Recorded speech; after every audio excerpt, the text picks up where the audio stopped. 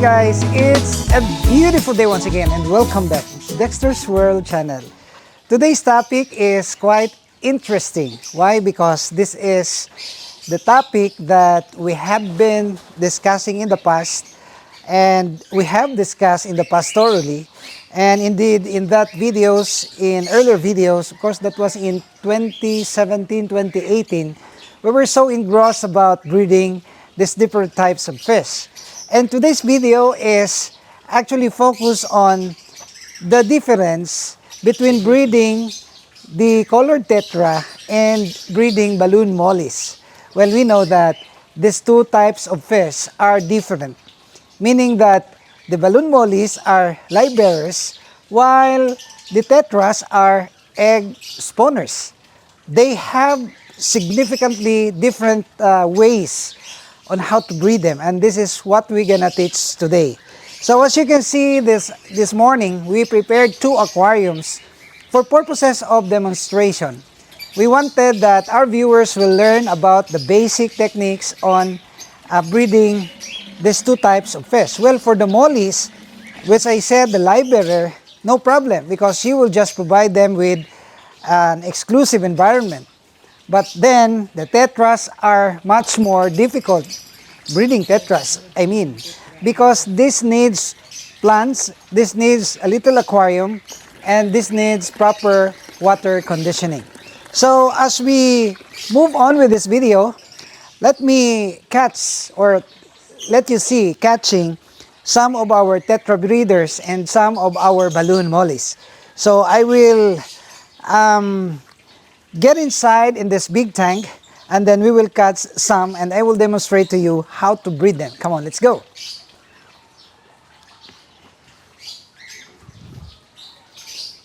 This is a big tank for the catfish which I temporarily utilize for these two types of fish. Of course, we have to put some water and we will use this big net.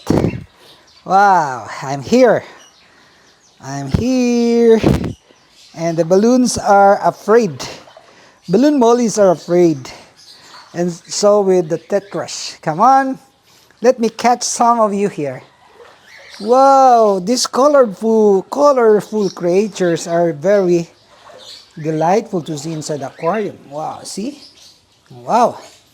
So I have here colored pink, I have here colored yellow, colored green, and even violet I have here. Wow, wow, wow, wow, wow. See? So, this is it. Wow. We will slowly do this because these are sensitive fish. See? Wow. That's it. Wow.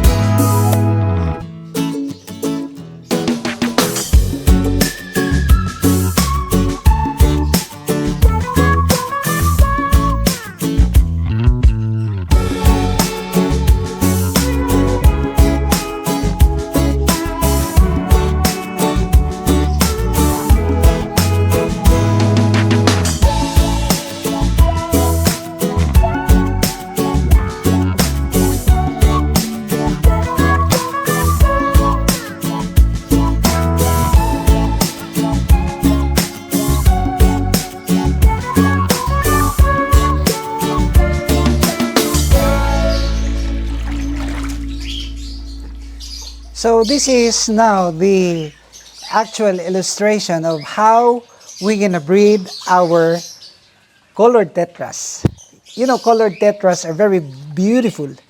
They are very elegant. If you will see planted aquariums and you will see some plants and you will put that some colored tetras, they're so beautiful. So the first thing that you have to consider when you are going to attempt to breed your tetras is of course the plants, because these tetras will not lay eggs without plants. So the plants is here, the plants are here, and then about the water, I have to mention that we have to prepare water that's already aged. I always say this, and the reason for putting this here is to demonstrate that water is really very important. So this particular tank contains aged water, water coming from here in the pond, and water coming from directly from the deep well. So we have to mix that in order to make sure that their eggs will really be hatched. So we will put in some colored tetras, and you will see that they're really beautiful. See that? And these tetras require quite a cool place, meaning that the temperature is not that high, because they wanted to thrive in a very cold temperature. I mean, not very cold, but it's cooler compared to the temperature requirement for the mollies. See? See, just like that. Just simply like that. Amazing.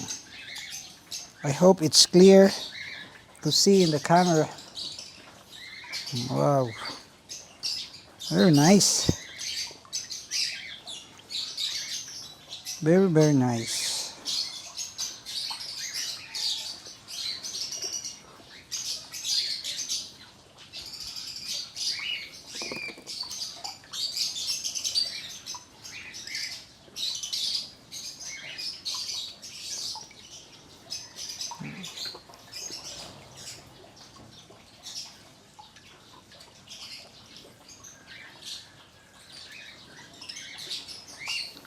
These tetras are not aggressive fish. They can blend with other fish like mollies and guppies. They're not that aggressive. And it's very simple to propagate them or to breed them.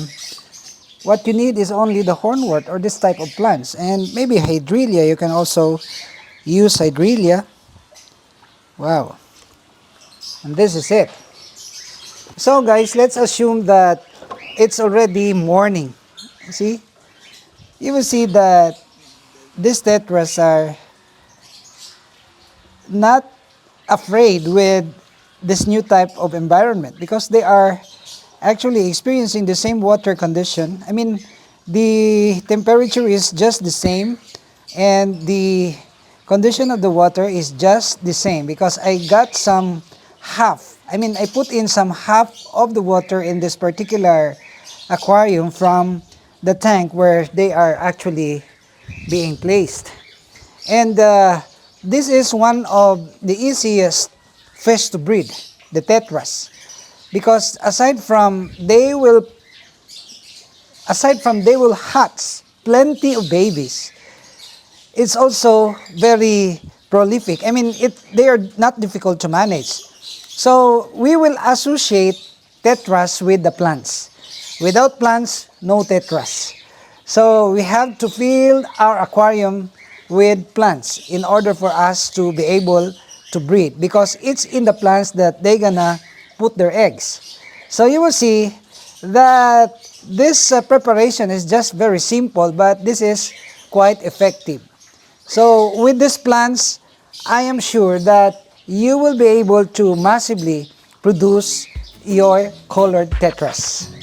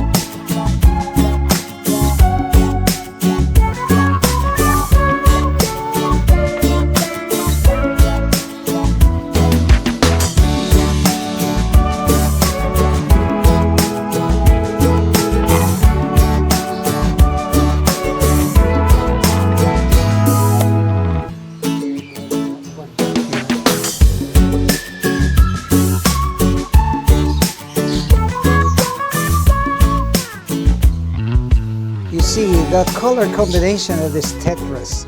They are just so tiny and very elegant. Their movements are so fantastic. You see, you will see that this colored tetra will soon become thousands, 10,000s of tetras. And we will put a big aquarium for the tetras, planted aquarium for the tetras, and we will put that in the restaurant. See? So we have discussed the basic method on breeding. First, the plants. The second, the water condition. And the third, the right kind of food that we gonna give. Well, from time to time, you have to give live food for our tetras because they really want to eat live worm, live larvae of the mosquitoes, and even the tubifex worm. So we will go to the mollies. I have here some pairs of mollies. You will see here.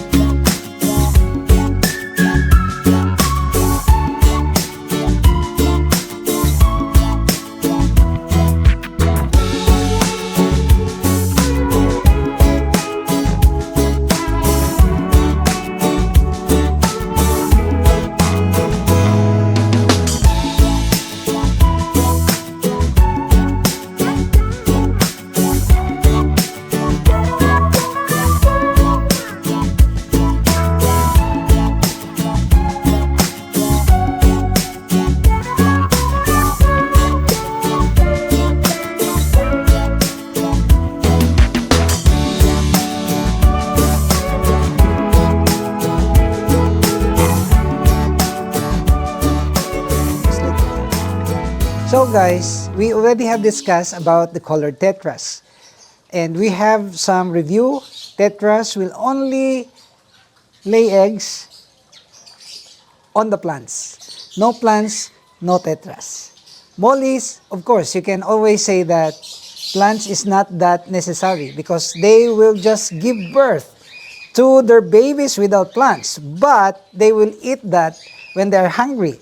So it's better to also put some hiding place in a form of live plants because the hiding place of the babies will certainly make you aware or sure that the babies can grow big because they are protected by the plants.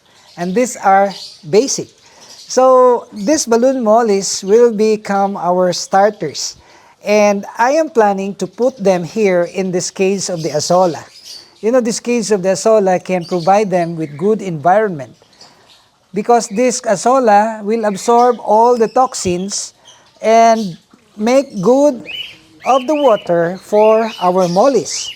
Well, for the tetras, we cannot breed them here. We have to breed the tetras in a separate container like this glass tank. But the mollies, you will just gather every morning the babies. And we have so many videos about this, breeding mollies. So if you can breed your mollies in a tank where it's filled with azolla, well, it's better. It's better because the azolla can give the right and proper conditioning of the water for the babies of these balloon mollies. And you will see that they are very active. And they are also needing a very special kind of food, which I've been mentioning every time I do blog about fish, the live worm. This live worm, the dapnia or the tubifex worm can be the best source of food and vitamins for our fish. And talking about fish, I'm talking about goldfish, talking about the catfish, talking about the mollies, the tetras, and even the Japanese koi. So live worms can be the very best tool for you to become successful, of course, in breeding your fish. And I always say that proper and calculated giving of the live worm will always make you two. I mean, it will always result into two. If it's improper, then it will result to death of your fish. But if it's proper and calculated, then it will bring you good results. So that's all that we can share. I hope that you will continue to like and share our videos. And I'm so happy today because we have another member or members of the family. The goat have delivered, the mama goat have delivered two beautiful babies. And you will see that in our next upload. And I would like to see you in the next video only here at Dexter's World. Bye-bye!